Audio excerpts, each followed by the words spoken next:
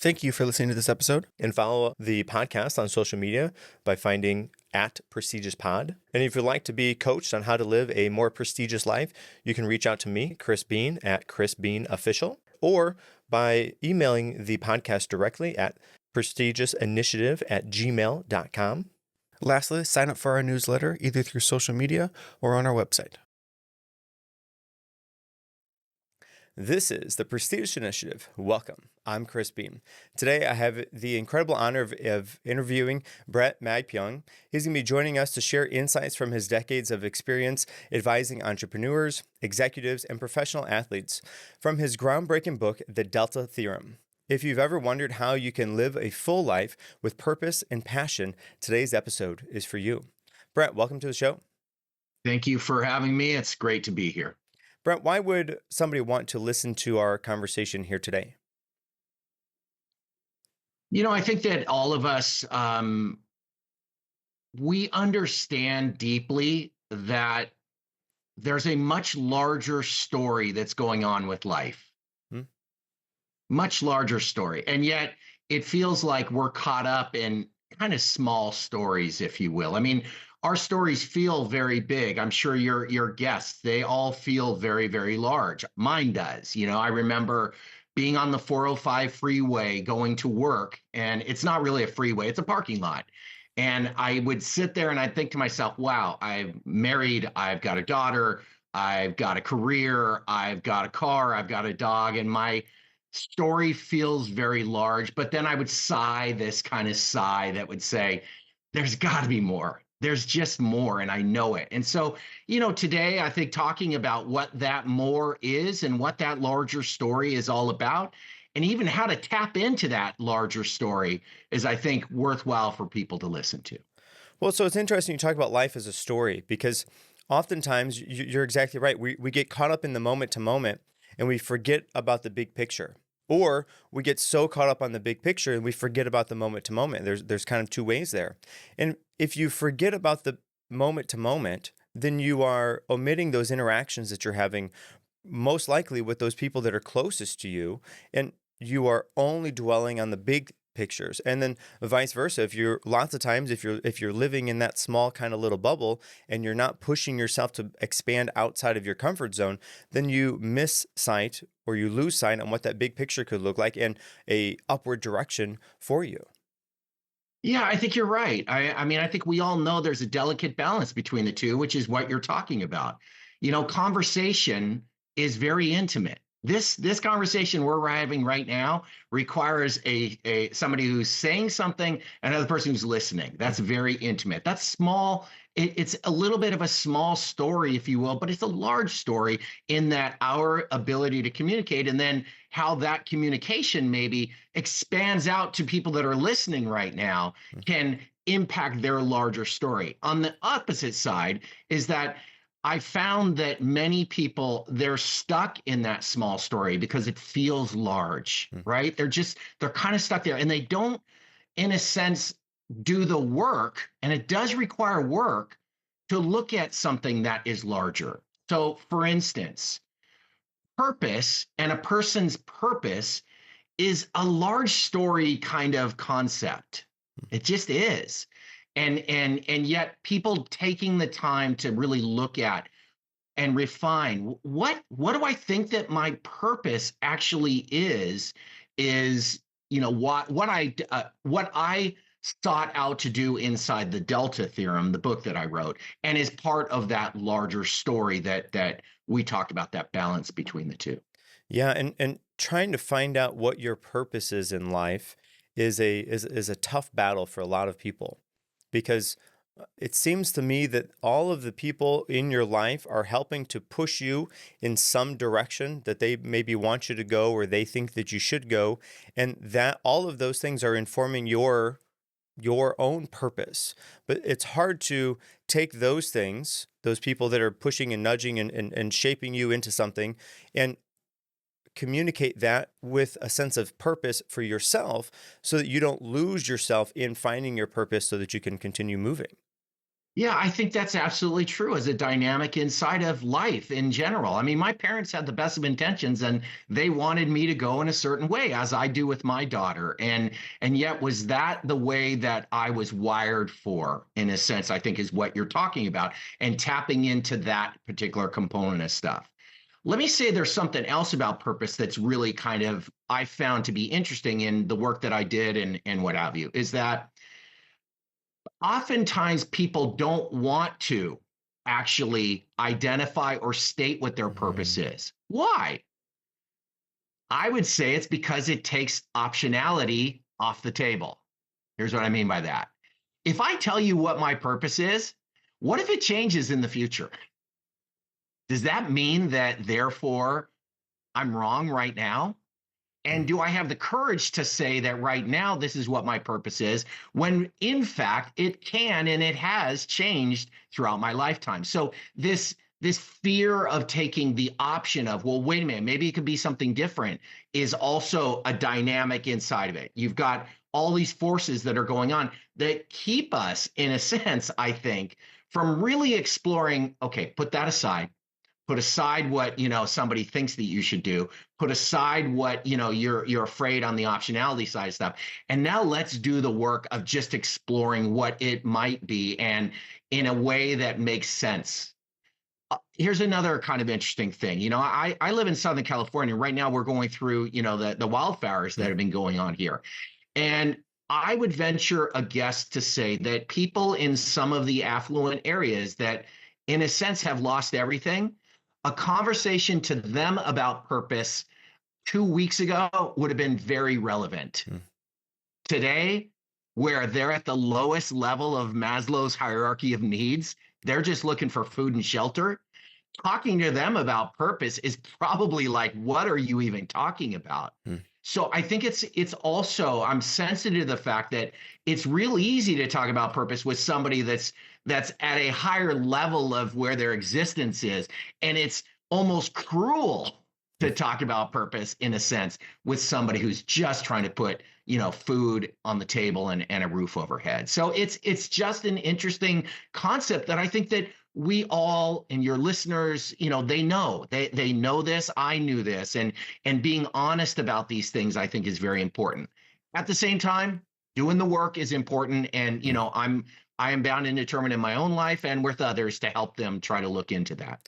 Well, it's interesting you talk about how people look away from that, doing the work of finding what their purpose is, and then going forth and putting effort into that, because it seems that that means that there's a challenge there. And oftentimes we're adverse to seeking out challenges. We don't want to face those challenges. But if we can face those challenges head on purpose, with intent and purpose to better yourself, or to find your purpose or whatever it is, that will be much better than otherwise. Because otherwise you shy away from that. You look away from it. And as soon as you look away from it, that thing that is nagging at you and pulling you in that direction starts to push you away, because you get too afraid to actually turn and see that thing of what it is. And then it becomes so much bigger and sometimes blown out of proportion, because you didn't put the work in so much earlier when you could have.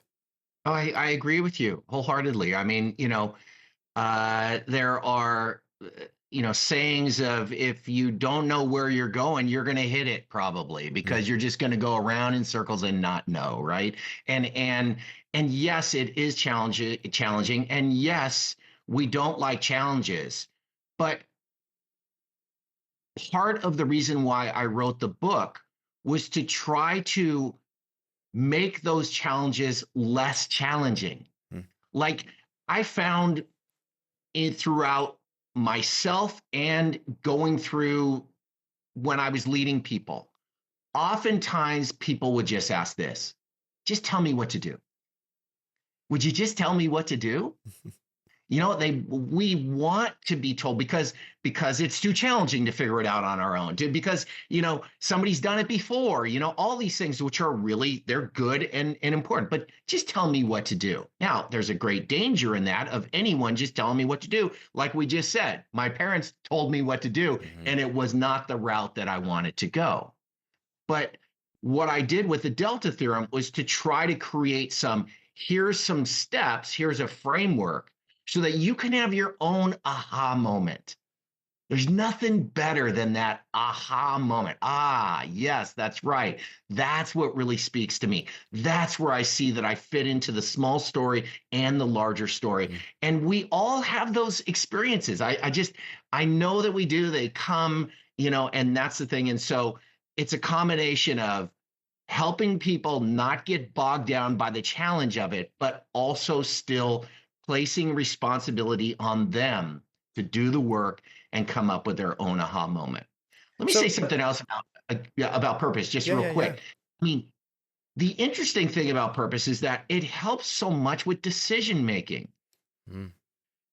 right? I mean, if I said that my purpose within anything was this, when a opportunity comes my way, if it doesn't fit within what I have defined as what I believe my purpose is, I have the ability to use that very important two-letter answer, which is Mm. no, right? Yeah. No, I can't do it. And guess what?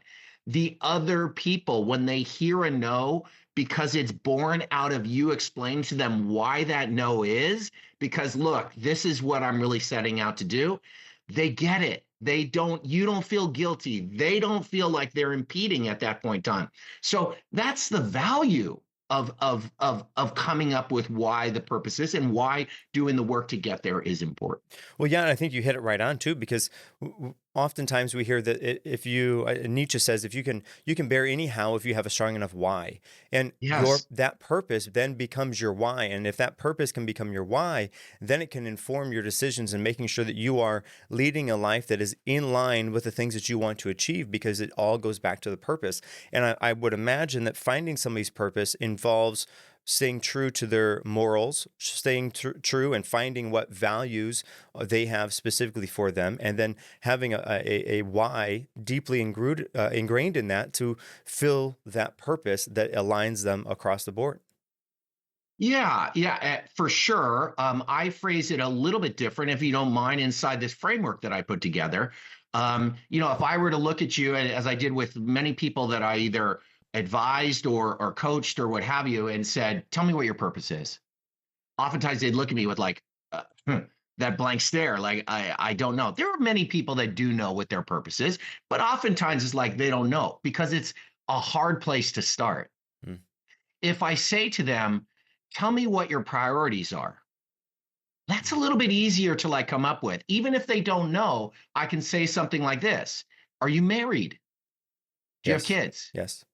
Do you have a career? Yes. Are you a student? Yes. These are all areas that are life stage events that reveal what our priorities are, not what they should be, but what they are. Mm. Okay. And if they say that this is what my priority is, I oftentimes will dig into it. Really?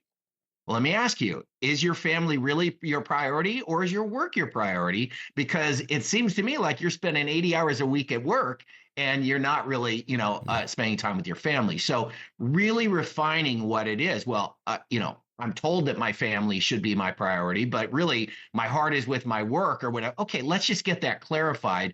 And if you need to revise your priority away from work to your family, because that's what you really want, then we can work on that. Mm. Okay, so priorities.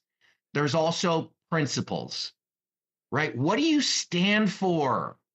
What are the non negotiables in your life? People have the ability to identify what those things are.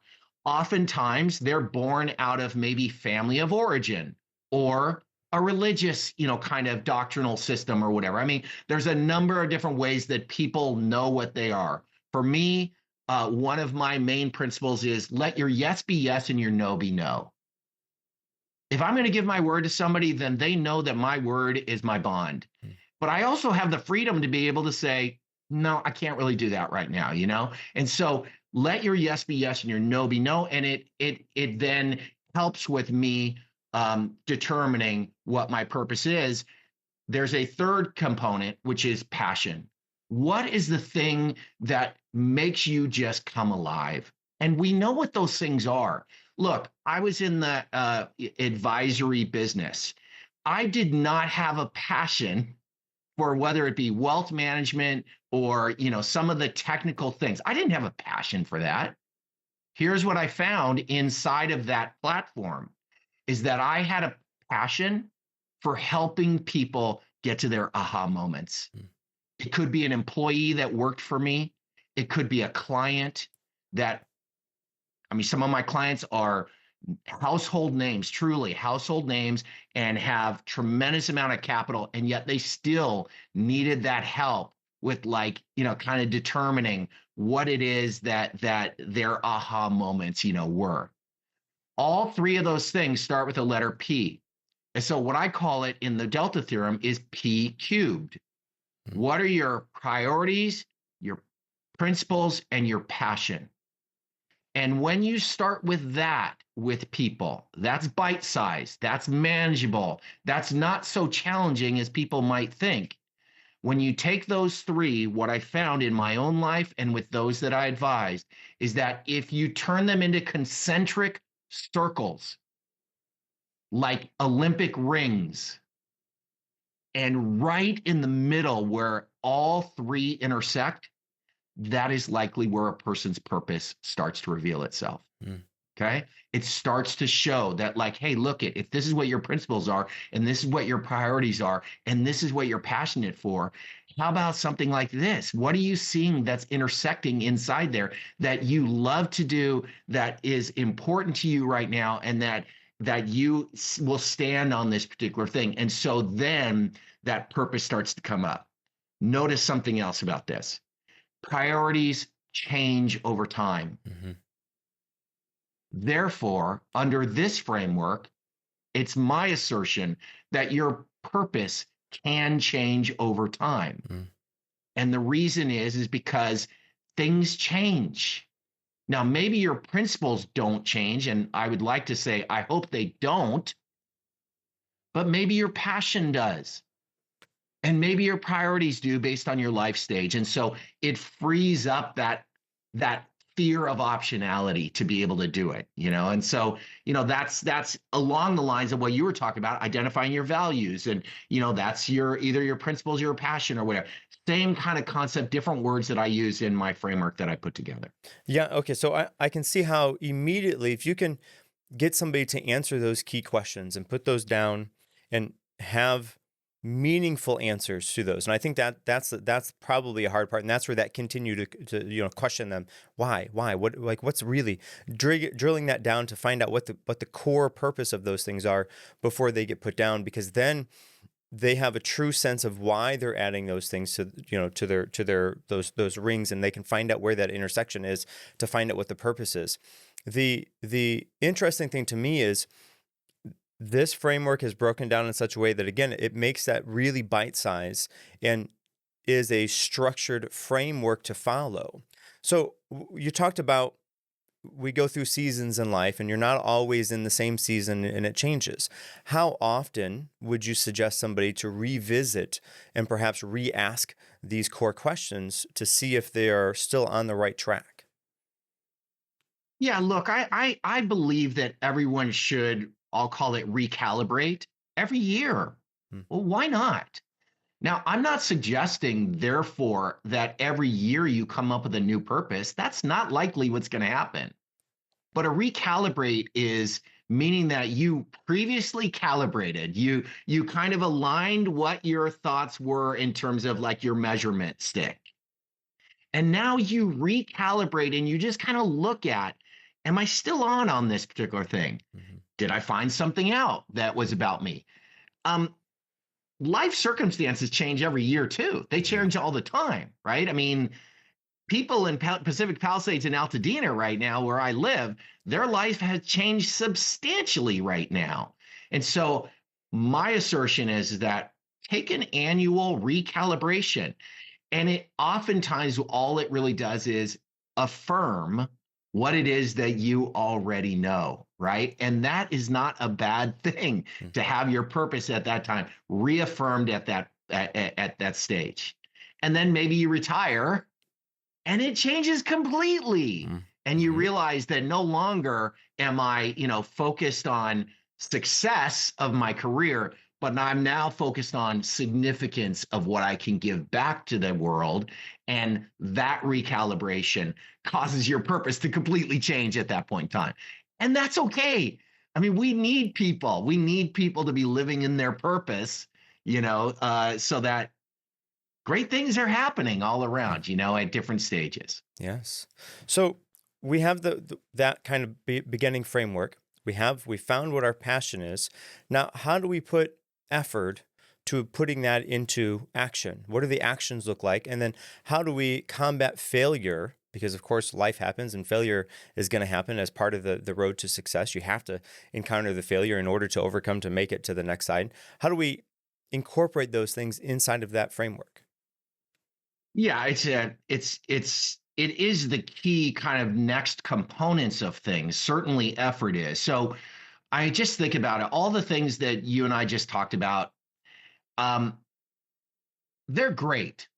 I think they're great. I could talk about these things, all the time and get excited about this stuff. But I can also come up with my purpose, get some great software to put together a calligraphy of that particular purpose, print it, put it in a frame, stick it up on behind me on my wall, and look at it every day. And guess what? It does nothing if you don't activate it. And that's the part where effort comes in. Effort is the activation of our purpose. Great. We've now seen what it is that we do. Now I'm moving from success to significance. And now what am I going to do about it? Am I going to just hope that people, kind of learn? No, for me, what I realized was that I wanted to write a book. It was hard, not easy at all, in many different facets. But my purpose now and at the time of writing the book was that I wanted to share with people some of the things that I had discovered. Look, I'm not, I don't have all the answers inside of stuff, and I don't say that all this stuff is going to guarantee anything. It doesn't guarantee anything. But I knew that I wanted to move from this place of having some form of career success to having some significance. The significance, by the way, it just started with my daughter. I mean, I literally, it was part of my small, large story. I wanted to write down some of the things that I'd experienced so that she early in her life and just getting launched could take some of these things and maybe learn from them. That was significant to me. The book is obviously broader. A podcast like this is fitting right in with what, my hope is to do. I'd love for listeners that I will never see nor hear or hear from or anything else have one little glimpse of like, oh, wait, that kind of stuck with me a little bit and can do something with it about it. That's the activation. That's the effort that I'm talking about to make it happen. Other things associated with effort are, there's a lot of things, and I touch on them in the book, which are really great. Okay, what kind of effort, right? Deliberate effort. Yeah, there's books out there about deliberate practice. There's, many people know about the 10,000 hours that is, written about. All of it requires work. Do the work is what the thing is. But if you have this North Star that you can be focusing towards, then that's where the effort becomes, focused, and you can gauge things off of that and see how effective it is or how ineffective it is. But it does require you to do the work. Okay, so we found what the purpose is. We know that effort is our next step. When we find the purpose, will we pretty well know what the efforts, what the deliberate effort that we have to put in place into action looks like in order for us to enact that purpose? Or will there be kind of a finding out process? Look, my experience is that it's a finding out process. And oftentimes it's a finding out process of learning from others. Right? I mean, learning from others what they have done that's successful or not. Why would I go down and have my daughter just like completely have to relearn things that I can kind of see out ahead that might be there, and that she can learn from some of these things and can put into action some of the things in her workplace right now that she can find out from me. Um, Again, podcasts are fantastic to hear ideas of what people did. Books are free mentorship. Well, they're not quite free because you pay for it. But could you imagine? Can you imagine paying $15 for or $20 for the kind of mentorship of the people that have provided the ability for you to learn from? I mean, you mentioned Nietzsche, at the beginning of this. Mm-hmm. Look, you learn that from reading about it, and that's a mentorship that you got from there. So I'd say that, let's not have to just like figure it out on our own, because oftentimes it just turns into paralysis and we don't do anything, as opposed to learning from others or having a coach. And it's not self-serving at all. I mean, I do coach people, but having somebody to come alongside you to like then say, okay, here's what you do. I did a workshop recently with a group, and it was we went through and we put together vision boards. Okay. And it was absolutely, fantastic and what have you. And then the question is, okay, what are you going to do about it? And by the way, now that you have this stuff and you have publicly in that group, small as it was, publicly stated what it is that you see your future as, can we ask you about it? Because when you get asked about, first of all, when you put stuff out there, it's scary. Yeah. And when you get asked and you allow people to ask you about it, what happens is that you start to do some of these things that you said. You move from intention to actually activation. And so, those are the kind of things that help to make that effort, in a sense, come around. The best play, and maybe you have experienced, I think we all have, is that state where they talk about the flow state, where time is passing, you don't even know it, you're in your groove, you're just doing your thing and that kind of stuff. And that's where it's effortless effort that is really kind of the place that you want to get to. And there are ways to get there. It's not guaranteed that you'd get there, but if you put yourself in the position to where you can get to that state, because you're very clear on what your focus is and what you're trying to do, then you can get to that effortless effort, which is, a great, great place that I've been to, and I think we all have. Yes. Okay. So with this deliberate effort, one of the very next things that's going to happen, or somewhere on the path, is failure. And I understand that your framework highlights failure as a key component, but you reframe it as an opportunity for growth. Share some ideas on that.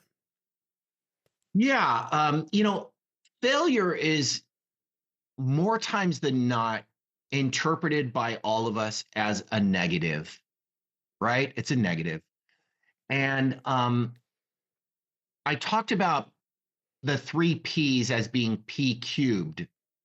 Well, in my framework, I call failure, I use the letter F, because the Delta Theorem is a bit of a shtick, which we can get to at the end of this, of a math equation. Okay, it's just a shtick. It's not math at all, but I used it to try to help people remember the elements. And in this framework or theorem, I used failure identified as the letter F. Okay, and what I said was it is F squared. Why? Because when you square a negative in math, it becomes a positive. And my concept there is that for all of us to recognize that the greatest learning happens when we square up our negatives. It's not in our successes that we push forward through. They're fantastic. It's when, wow, things just didn't go well. And I have a choice. I have a choice to either learn from that failure and get back on that horse, or I can let it take me out, right? I can let it take me out. With any effort, you run the risk of failure. No doubts, ifs, ands, or buts about it. It can happen. Not by your intention. All kinds of things can happen. But if you just let it take you out, then you're not gonna meet that purpose that is like driving your life, right? And so, I wanted people that were reading the book to recognize that not everything is always up, up, up. Hmm. There's some downs, and yet it's in those downs that I personally turn things into an up. I was able to figure out what can I learn from this and how can I take this the next time and move it to a different direction. If you never want to fail, I have a foolproof way of never failing. You know what it is? Never risking. Hmm. If you don't want to live, then don't risk.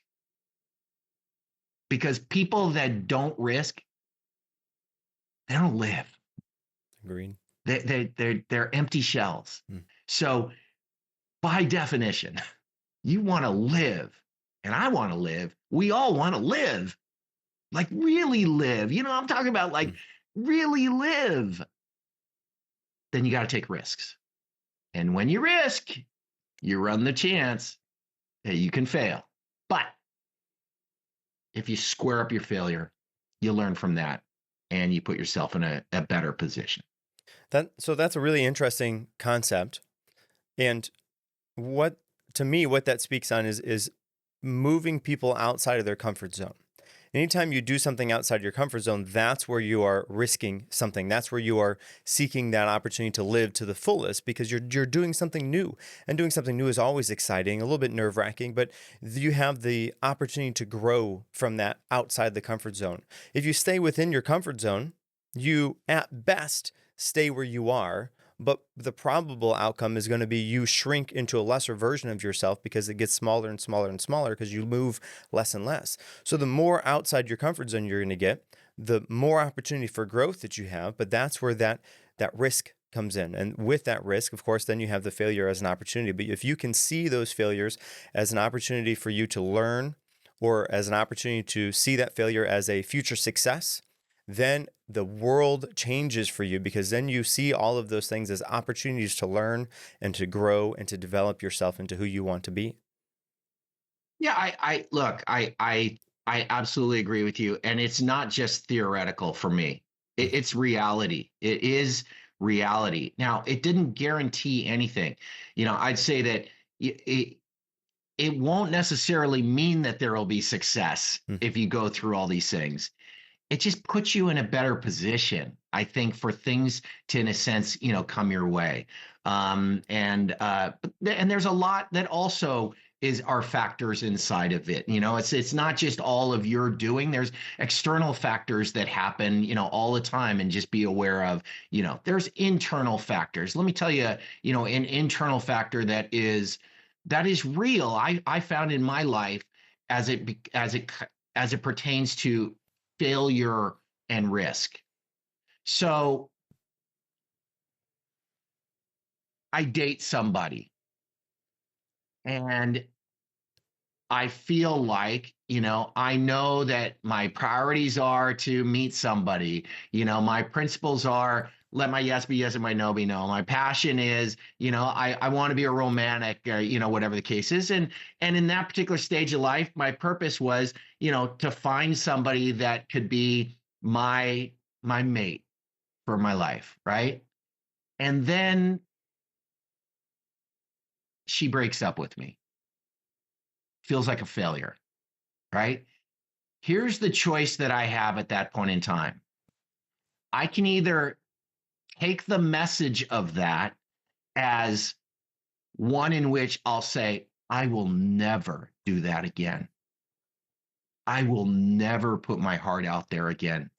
I will not do it. It hurts way too much. And by the way, It does hurt a lot. Okay. I will never start another business again.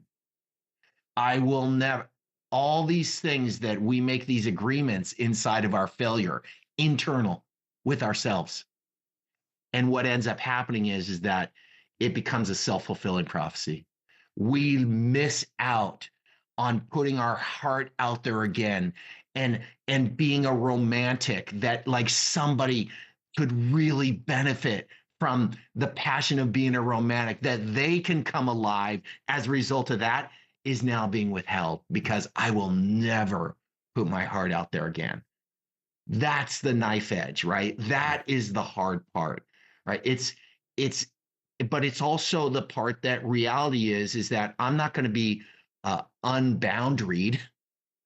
Maybe I learned from that. Maybe I put my heart out there way too much. Maybe I was too quick into this business without having thought of a business plan or where my cash flow was going to come from or whatever the things were, maybe, and you can learn from that. But the learning should not be, I will never do that again. Because that's where we then shirk back into who was it that said living lives of quiet desperation? Right? Yeah. Yeah. So where do you think that mentality stems from? And what can we do to recognize that we are in that position and then overcome to be on the other side? Yeah, I don't know. I'm not a trained psychologist at all inside that. So anything I'd say about where it comes from, I'm sure a lot of different answers as pertains to that. You know, how are you kind of able, or how are we able to not fall into that? I think awareness that it is a real thing is the first step, right? Like just aware. You know, I'm having conversation with myself all the time. We all do, Mm-hmm. right? I don't hear voices. I have conversation with myself, and being aware of what that conversation is I think that awareness. Another thing is talk with people, right? Talk with people. Get their like thoughts on certain situations. Really, people that will give you the honest answer. What did you see inside this? What how did you see me go about this business? Was I smart from the start? Like, what did I do around these kinds of things and what have you? People will give you some good feedback, and your willingness to hear that feedback as opposed to the swirling feedback that we're only thinking in our own minds and what have you, I think is really critical inside there. A good coach, a good advisor, look, that's what I did. That's what I do for a living. And that's why I wrote this book. I was able to say that I was able to do this with people because I had that kind of a relationship to be able to, help with those particular aspects of things. Not everything, but, when it was the opportunity to share with that, and them sharing with me was very important. Yeah, I can imagine the relationship between an individual and the coach is a unique one on a couple different facets, because if you have a coach, you have to be willing and capable to share the information with them. And then the coach has to be able to intake the information and provide feedback, not in a way that is helpful for the person's ego, but is helpful for the person to be where they want to go based on what they told you. Yes, for sure. And I have to add on to that is I have experienced where coaches want to tell you what to do. Hmm. Really, that never really lasts for anybody. I mentioned earlier those aha moments. Really good coaches, they just guide for somebody to go, aha, aha. I hadn't thought about that. And that resonates with my life, right? As opposed to just tell me what to do. No, I'm not going to tell you what to do. Hmm. I'm going to ask you the questions that will help you to know what you need to do, because it is so obvious to you that this is who you are and this is what you're made to do, that you will then have it really entrench in you and create the effort and the activation that is where things happen. Because when they find that answer for themselves, it's so much more meaningful, so much more powerful than you just telling them that answer. Absolutely. Yeah. I mean, you mentioned earlier on this, external forces that are telling us the way that we should go and what have you. Mhm. And sometimes it works. I mean, sometimes, let's call it what it is. People can see like, hey, you're really gifted at this. I think you should do that. That's not a bad thing. But when somebody just tells you, that you need to do this because this is what our family does, and this is it's like, unless you own it, Hmm. it's not really happening. Yeah. So we talked a little bit before about the different stages of life. With finding your purpose and then putting that deliberate effort into achieving that purpose or heading in that direction, how do you take balance and we'll say harmony in connection with that success or the future success that we hope to achieve? I'm not sure I'm really following you. So, So, oftentimes, if we dive in so far into one area of our life, then it yeah, throws the other area out of I balance or see. out of harmony. So, how can we keep our home life and work life or our life? I don't know that I subscribe to the work life, because if I'm at work and my wife calls me, I'm going to answer the phone and not. Yeah, I'm at work time. But harmony therein without, because I have to be one person throughout all of those things. yeah, yeah. It's yeah. Listen, it's a great question because we all experience it and we know, like, when something is in a sense, we'll call it out of whack. You kind of know it. So how do you get it in whack, or how do you get it not out of whack and what have you? Um, I'll use the analogy of a Rubik's cube. Okay, Mhm. and in advance of this analogy, I want you and people to think about that the balance is about awareness of these different things. Okay. So take a Rubik's Cube, 6 facets to it, 6 sides to it, 9 different tiles on each one of those things. And for the most part, it is all scrambled. It's all scrambled. And it's like my family life is blue. My work life is green. My social life is yellow.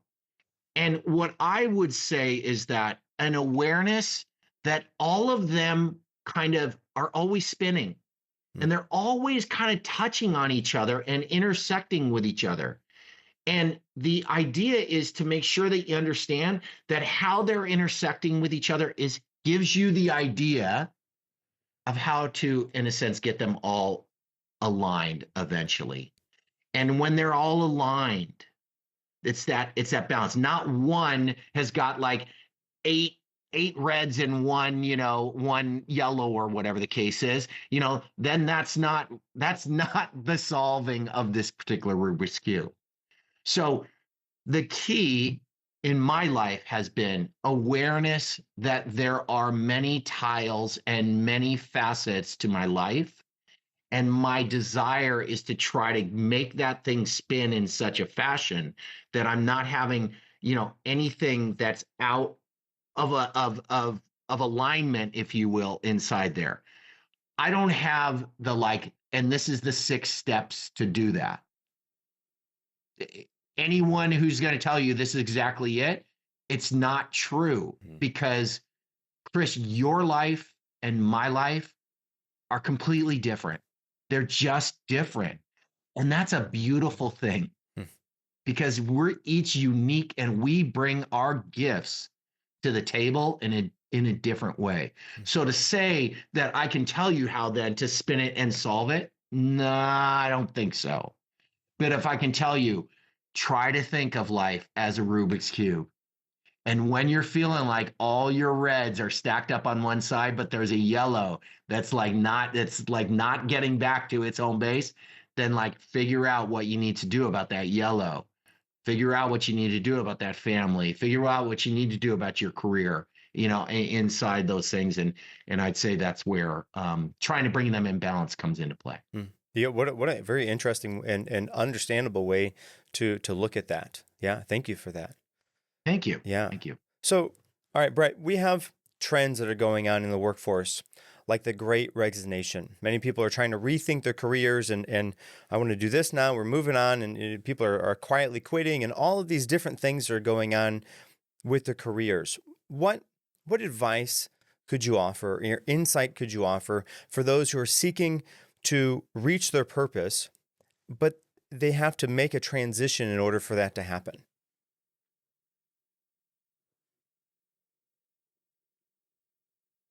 I mentioned this earlier, and I took a long pause because it's going to be one that maybe people don't want to hear. Those are the best answers. That is perseverance in where you're at. Okay. As I said earlier, I was in the very ultra high net worth wealth management space.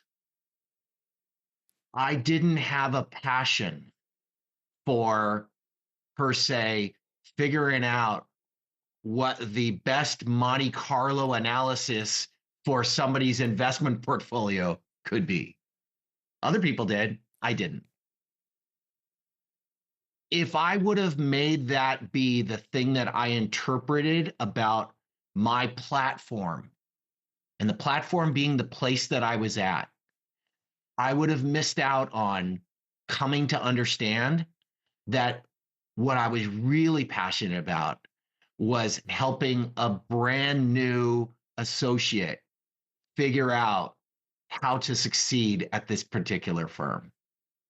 I would have missed out on finding out what it was like to advise a client that was larger than life, literally, with more capital than you could possibly imagine, how it could be that the intimidation factor on his son, who he cared deeply about, was a real thing, and that how he might want to invite his son into the boardroom someday and say to his son, just sit behind me and watch. Let me show you what it is that needs to get done. That had nothing to do with the guy's finances. It had everything to do with his wealth, though, because his wealth was one in which relational wealth with his family was important.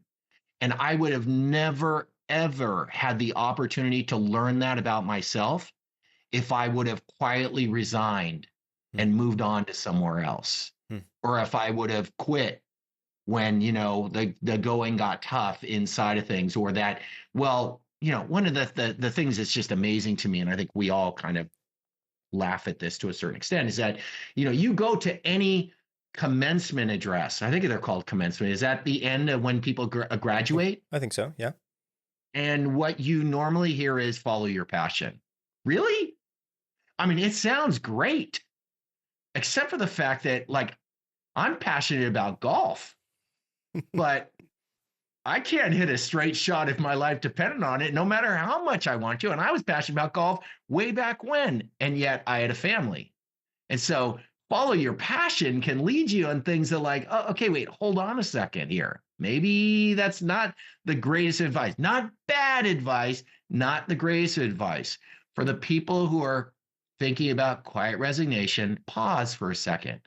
Don't have your mind made up around that. Think for a second and say, wait a minute, what platform is this providing me for? Can this get me in a position where I am leading people, not managing people, leading people? Because I know that I've always been a leader. I was a captain on my Little League baseball team. And that's something that is, near and dear to my heart. And so while I don't like this product, and maybe they're not paying what I think I'm worth, it is going to give me the platform to become a leader that really makes me come alive. Extrinsic rewards are great, financial rewards are wonderful, but let me tell you, I've worked with some of the most wealthy people, truly. I say that with humility. Never gave them that full reward. Hmm. It's the intrinsic benefits. It's the ability to look at somebody and say, wow, I helped you in your career, and they're really appreciative around that. So, look, I would say, people, pause a second here. Think about your platform. See what passion may get cultivated, not follow your passion. How about cultivate your passion inside of the place that you're at right now? And that's, something that is worth, I think, people thinking about. Yeah, and it's not like you can figure out from day one, hey, this job, yeah, this is just, you don't know after one day or a handful of days. You have to kind of do it for a while, even to know, yeah, this isn't for me. Oftentimes I hear people, they do a job for way too short of a time to say, yeah, this isn't for me. Well, how do you know it's not for you? You didn't try. That's right. Yeah. Yeah. Or you were not in the position to where all of a sudden a crisis comes up and somebody's looking around and saying, who can do this? And you're like, I can do it. I can. Uh-huh. Or it's given to you for just from fate. Like you just happen to be there at that particular point in time. And that's where your passion got cultivated inside that. You won't have the ability to figure that out if you just decide this isn't for me. Yeah. Maybe it is. Maybe it's not, but maybe it is. And if you go into a job with the mindset of this isn't for me, this isn't going to work out, this is no good, then of course, those are the things that you're going to find. Because if you are telling your mind to look for those things, you're going to find all kinds of evidence to support whatever it is that you think. That's absolutely, it is. It's absolutely true. We end up, in the same place that we just, predicted. It's a self-fulfilling prophecy at that point in time. Yes. Okay. So Bret, bring me through that math equation that you touched on earlier. Yeah. So the equation looks like this, and I hope your audience at this point in time will not kind of roll their eyes up inside their head, because it's really not intended to be a math equation. But it looks like this: alpha, which is the first letter in the Greek alphabet, alpha.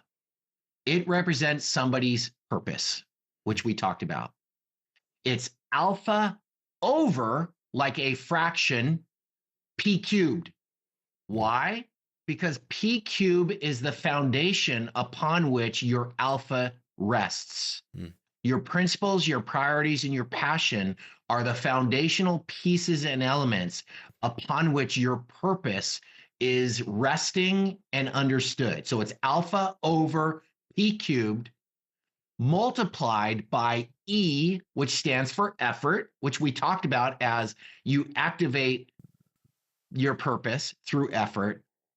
And it's E and then F squared, because it's failure squared. So let me say that again from the math equation: alpha over p cubed by E F squared equals delta. That's the Delta theorem. Why delta? Because delta is the symbol for change. Delta is the symbol for difference. Delta is the symbol for impact. And so what I'm trying to tell people and help people walk through this framework is, if you want to make a change, if you want to have an impact, meaning larger story, I'm stuck on the 405, there's got to be more to this life, I want to make a difference, which I would propose all of us feel that at some way, in some time, in some manner, that a very effective way to create that, not a guaranteed way, but a very effective way to put yourself in a great position to effectuate that impact, that change, that difference making, is to look at your purpose by looking at your 3 Ps, multiply it by or activate it by effort, and then learn from your failure, and you put yourself in that position. The book goes through chapter by chapter each one of those elements, and it unpacks it. I mean, priorities are a really interesting thing. Is it priorities? Is it prioritization? We get mixed up between the two. You know, what do I prioritize over what are my priorities? And I try to identify, wait, okay, it's important to prioritize things, but first let's find out what your priorities are, right? Or take the concept of principles. Have you ever been around somebody that's so principle minded that they are absolutely a beast to be around? Yes. I mean, they're like, I can't be around this person because all they do is talk about the rules. This is the way it is. That's the way that, that kind of thing. No deviation off those things. Are you kidding me? Where's the life in that? They're so principle minded that it's the letter of the law versus the spirit of the law, right? It's still the law, but come on, let's have a little bit of spirit of the law inside there. So I unpack that in that chapter. And, I talk about what passion, is and the dangers of just follow your passion. What, right off of a cliff, or right off of impeding your priorities, which are your family? No. You got to think about these particular things. So each chapter delves into in more detail each one of those things to try to put together this framework for people to go through. It's able to be used by somebody on their own. It's really effective in the hands of a coach that actually goes through these things with people. There are questions at the end of chapters that, help people to go through stuff. And, that's the whole, that's the Delta Theorem. Alpha over P cubed by EF squared equals delta. Well, Bret, I want to say thank you. Thank you for sharing such valuable insights and practical tools that the listeners can use. Before we wrap up, do you have any key thoughts or final takeaways you'd like to leave the listeners with? And if they would like to learn more about you or get their hands on the book, what would be the best way for them to do that? Yeah, let me start with that. I made it real simple. There is a website. It's connectwithbret.com. And Bret is 1 T. Connect with Bret. And on that website, there's information about the book. There's information about how to get in touch with me. There's information about my coaching. There's number of things. It's a landing page, basically, but I made it very simple. I've got other pages that are, more full blown, but you can get directly to me through connectwithbret.com. I think that anything that to leave off is that, it's my desire for all of us to live fully alive. There's a quote. My favorite quote is from a man by the name of Howard Thurman, and he says this: "Don't ask what the world needs. Ask what makes you come alive and do that.